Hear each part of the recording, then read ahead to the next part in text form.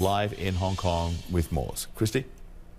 John, India shares a long and porous border and it remains open with Nepal, and COVID-19 cases are spiking there. Cases are rising at a rate of 30% compared to 3 to 4% just 2 weeks ago. We know that local lockdowns are in place in cities across Nepal, including Kathmandu, and concerns are rising that people are leaving the cities in droves and returning to their home villages, thus facilitating the further spread of the virus in Nepal. We've also been monitoring reports of tourists being infected by COVID-19 at Everest Base Camp. This is something that the Nepalese government denies.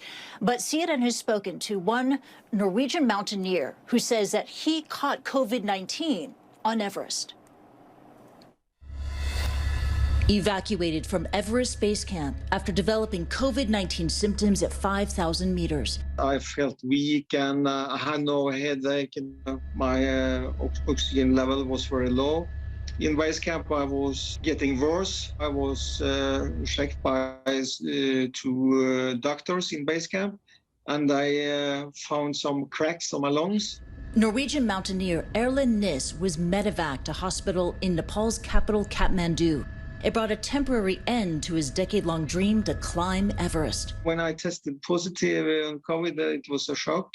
And then I realized that the expedition was over for me. In preparation for the event, Ness had trained for 2 hours a day for 6 months and had already climbed 6 of the world's highest 7 summits and attempted Everest once before in 2018. To summit the biggest mountain in the world is a big dream for every climber, I think. I wanted to stand on the summit and see the view.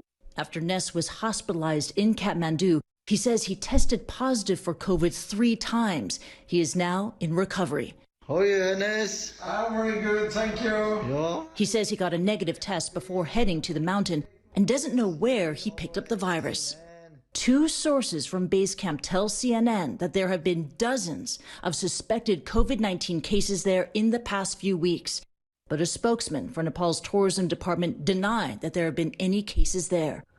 This comes as neighboring India battles the world's worst outbreak of COVID-19. The border between the 2 countries is still open. The seriousness of the wider situation left Ness grateful for the care he received in the hospital. I was lucky on our way. Someone died at the hospital when I stayed there, so it could have gone worse. This rapidly developing COVID threat in Nepal is likely to derail the gradual reopening of Everest, where more than 400 climbers were granted permits this spring, the main season for attempting the world's highest peak. The Norwegian climber paid about $60,000 for the expedition, which is the standard price. About 400 permits have been issued during this peak climbing season on Everest.